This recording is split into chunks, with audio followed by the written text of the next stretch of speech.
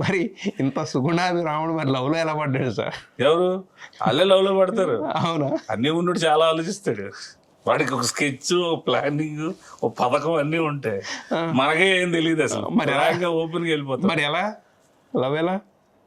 Love అంటే ఆవిడ వచ్చేది, నేను వచ్చేవాడిని, ఫుల్ కామెంట్ చేసేవాడిని. ఎక్కడికి వచ్చేవాళ్ళు? ఇక్కడ హైదరాబాద్ మా రూమ్ లో మా కింద ఓనర్ తాలూకా ఫ్రెండ్ మా ఆవిడ, ఇప్పుడు మా ఆవిడ, అప్పుడు కాదు అది వచ్చేది. అప్పుడు కెనడీ కొండ మీద వచ్చేసేది. నేను పైనుంచి కూర్చొని కింద నుంచి వాళ్ళిద్దరు మాట్లాడుకుంటే పైనుంచి మన వర్షంలో మనం కామెంట్లు అది ఇది అసలు చెత్త. అదే కామెంట్ చేస్తే కారం పూసినట్టు ఉంటది, చిరాకు రావాలి. మరి దానికి ఎందుకు వచ్చిందో మరి అలా వచ్చేసింది. ఇంకెలా కదా ఇట్స్ కన్వర్ట్ టు లవ్. అది అలాగే లైఫ్ అయిపోయింది. ఇప్పుడు వైఫ్ అయిపోయింది. ఒక one fine day I love you అని చెప్పినప్పుడు ఏంటి మీ పరిస్థితి? నేనే చెప్పా. మీరే చెప్పారా? ఏదైనా చెప్పాల్సి వచ్చినట్టుంది. ఏదైనా చెప్పారు? మనకు ధైర్యం, చిన్నప్పుడు ధైర్యమే కదా అసలు. ఓకే. అసలు మా ఊర్లో అయితే లేడీస్ ఆడవాళ్ళు జడిసి పారిపోయారు నన్ను చూస్తే. ఇప్పుడంటే వాళ్ళే వచ్చి సరదాగా మాట్లాడుతుంటే అప్పుడు లైఫ్ కి ఇప్పుడు లైఫ్ కి ఎంత డిఫరెన్స్ అనిపిస్తుంది. ఏం చేసేవాళ్ళు భయపడి పారిపోవడానికి? ఏం చేస్తామండి, ఏం చేయదు. అప్పుడంతా ఇంత ఫాస్ట్ లేరు కదా. అప్పుడు ఎలా కామెంట్ చేస్తేనే చాలు, ఎలా చూసేవారు. పైగా చిన్నగా కొంచెం మంచిగా అటు ఇటు ఫ్రాంక్ గా మాట్లాడినోడు అంటే భయం. అప్పుడు మనం ఎవరికి భయపడేవాళ్ళం కాదు. కొంచెం సరదాగా అన్ని యాక్టివిటీల్లో ఉండేవాళ్ళు.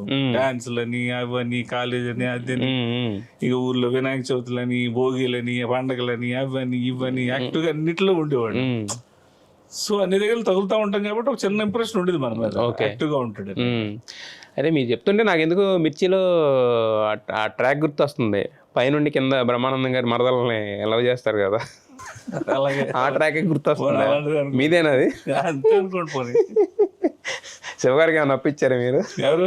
కొట్టాల గారికి ఏమైనా నప్పించారా? మా శివగారే కదా. అయితే అదేనా నాకు ఎందుకో డౌట్ గానే ఉంది. అదేనా ట్రాక్? మీదేనా? బాధ తీసుకోలేదు ఆయన, అప్పుడు ఆయన వేరే లైన్లో ఉన్నాం. అది మంది అనుకుందాం, ఏముంది. అదే కనిపిస్తుంది అంటున్నాను యాక్చువల్గా. సో మరి ఇప్పుడు బేసిక్గా ఎవరైనా అంటే ఒక ఇంత బిజీగా ఉన్న యాక్టర్కి వైఫ్ అన్నప్పుడు ఏంటంటే ఆ లగ్జరీస్ అన్నీ ఉంటాయి కాబట్టి పెద్దగా అయితే బిజినెస్లో అయితే చేస్తారు తప్ప జాబ్ అనేది చేయరు. మళ్ళీ ఇప్పుడు మళ్ళీ మీ వైఫ్ జాబ్ ఎందుకు అలా? షీఈస్ వెరీ పర్టికులర్ అండి.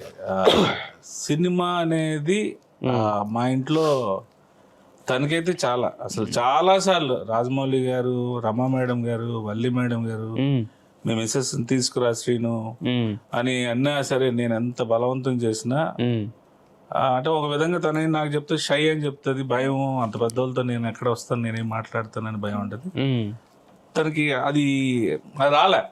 ఇంట్లో కూడా నేను ఓపెన్ గా చెప్పకూడదు కానీ మనం ఏదో ఫీల్ అయ్యి యాక్టర్ అనే ఇన్ఫ్లుయెన్స్ అనేది నాకు ఇంట్లో అస్సలు ఉండదు.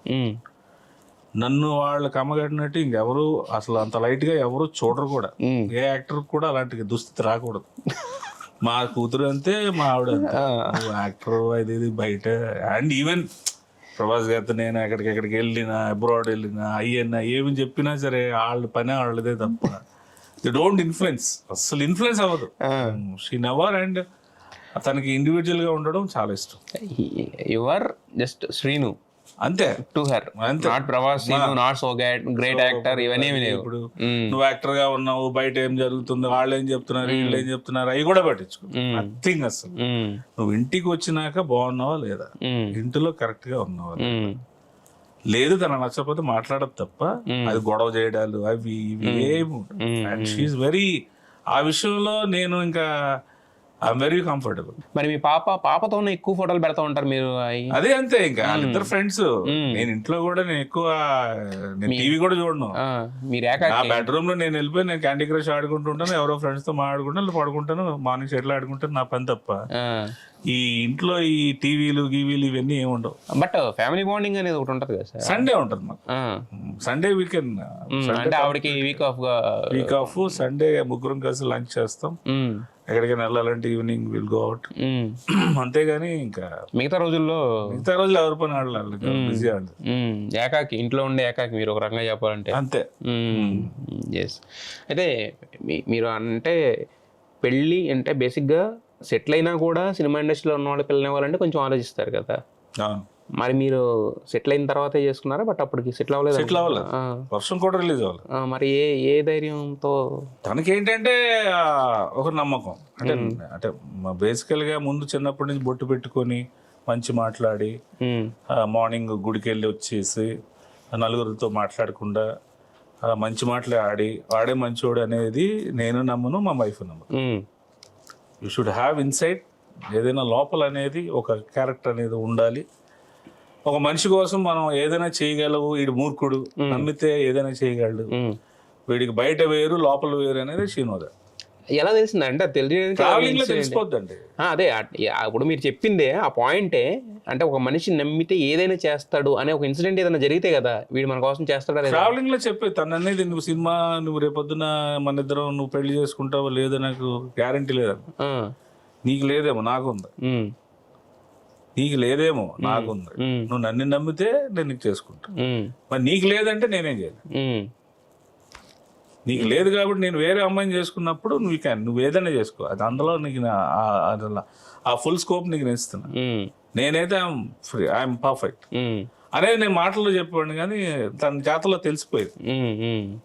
అంటే నేను మార్నింగ్ వెళ్తే నేను ఏ నైట్గా వచ్చేసేవాడిని, ఆయనతో పాటు నాకు టైమే ఉండేది కాదు.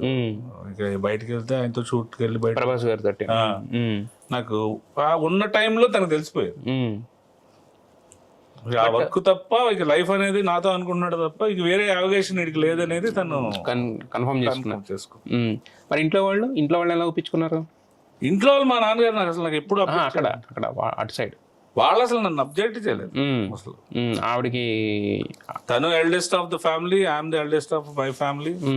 యాక్చువల్గా మనం ఉంటారు కదా, ఇంటికి పెద్ద కొడుకు ఇంటికి పెద్ద కూతురు ఇద్దరు కలిసి చేసుకోకూడదు, చేసుకుంటే ఇజ్రాయెల్ వార్లు అవి వస్తాయి అవి చెప్తారు కదా, అయ్యే మేము పట్టించుకోవాలి.